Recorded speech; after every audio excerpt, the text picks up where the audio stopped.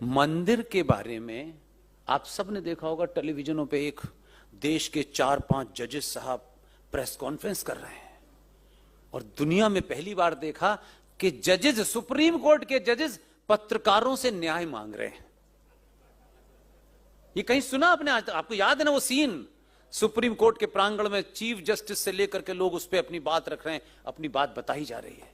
वो press conference हो गई, बात खत्म हो गई, आई गई हो गई, लोग भूल गए। और वो ये जानता है कि लोग भूल चुके होंगे, तभी काम शुरू करता है वो। उसने शाम में अनाउंस किया दिल्ली में, और क्योंकि हम मीडिया में लंबे समय तक रहे तो इतना तो हमको समझ में आता है कि कोई क्यों ये बात कहता है और क्यों नहीं कहता। यही एक्सपीरियंस का फायदा होता है। अनाउंसमेंट हुआ कि भारत के प्रधानमंत्री सुप्रीम कोर्ट का दौरा करना चाहते हैं।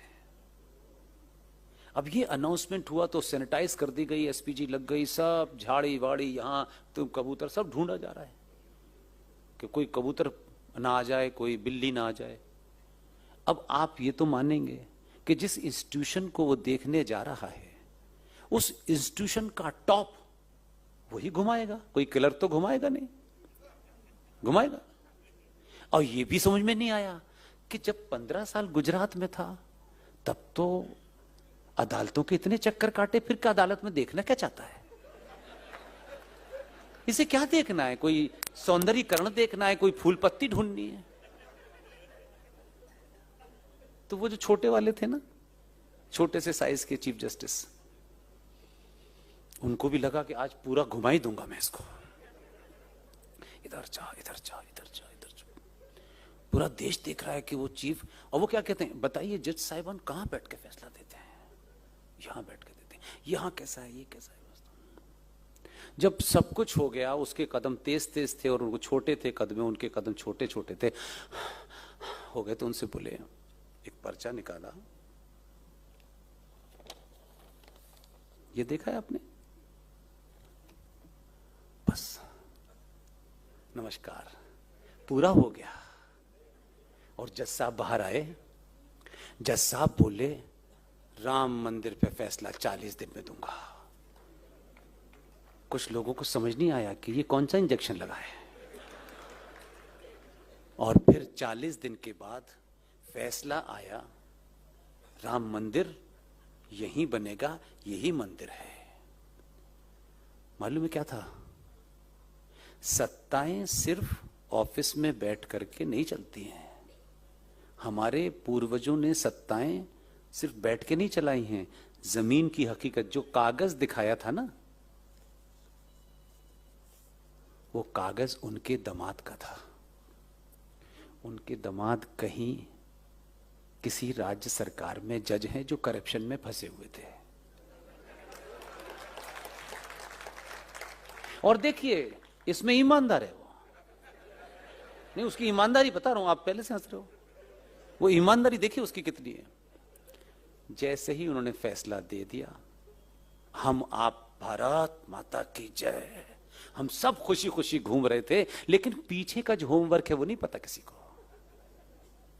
उसने फैसला देने के बाद निगाह गड़ा के रखी कि ये रिटायर किस दिन होने वाले हैं। वो जिस दिन रिटायर होके तेजी तेजी से बाहर आए और घर पे पहुंचे, वो ये जानता है मनुष्य मनुष्य है, उसमें लालच भी है, उसमें सब कुछ भी है, उसमें द्वेष भी है, उसमें बदला भी है। वो कोई खाली नहीं छोड़ता, पता नहीं कब बहक जाए। बहकने के तो पैसे लगते नहीं है। वो घर पहुंचे, घर पहुंच के उन्होंने कोट टांगा, रिटायरमेंट समाप्त हो गया उनका। रिटायरमेंट के बाद जब वो घर पहुंचे तो एक आदमी पहुंचा और एक लिफाफा दिया उनको, सर ये है आपके लिए।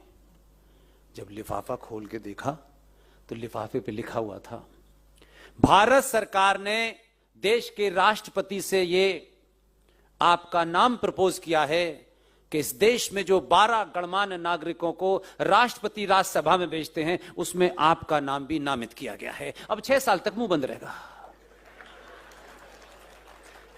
राम मंदिर का फैसला आ गया। आप समझ रहे हैं? इसलिए मैंने कहा कि भाई, जो दिखता है उसके पीछे भी कुछ होता है। मैं इसलिए साथ खड़ा हूं, मुझ पे आरोप लगाओ, मुझे कोई फर्क नहीं पड़ता, मैं इसको बोलूंगा। मैं ऐसे योद्धाओं को बार बार चुनूंगा, 1000 बार चुनूंगा और चुनता रहूंगा।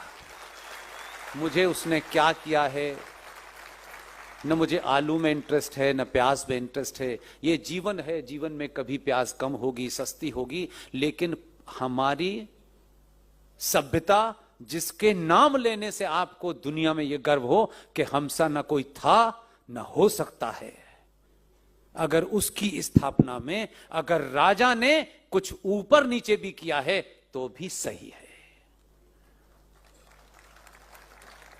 अब बताइए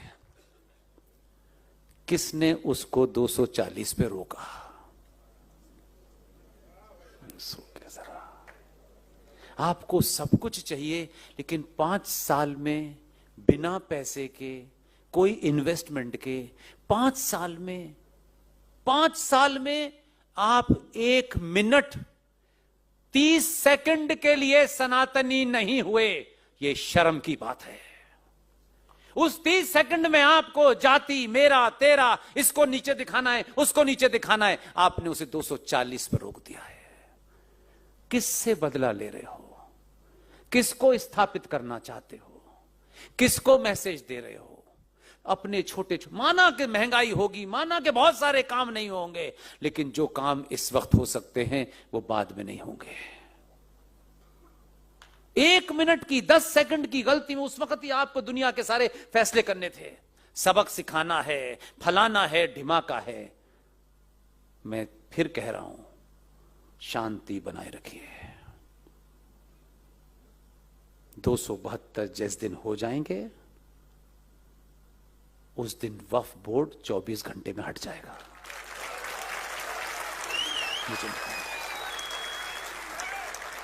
इसलिए आपने अगर गलती कर ली है और प्रायश्चित है तो दोबारा गलती मत कीजिएगा। एक छोटी सी गलती हजारों साल तक कितना बड़ा नुकसान करती है, यह हमने हमेशा देखा कि जब जब डिसाइसिव बात हमको करनी थी उसी वक्त हमने इतने सारे सवाल खड़े कर दिए। अगर इतिहास में चचा फूल वाले को प्रधानमंत्री बना दिया गया, जिसको उस अपनी पार्टी के लोगों ने अध्यक्ष नहीं बनाया, वो इस देश का पहला प्रधानमंत्री हो गया। और ये गलत नैरेटिव सेट कर दिया, झूठ बोला कि 15 अगस्त 1947 को जवाहरलाल नेहरू ने शपथ ली थी। जवाहरलाल नेहरू ने पहली शपथ 47 में नहीं ली थी, 2 सितंबर 46 में ली थी। लॉर्ड वॉविल ने उन्हें शपथ दिलाई थी। यह सच्चाई नहीं जानना चाहते आप?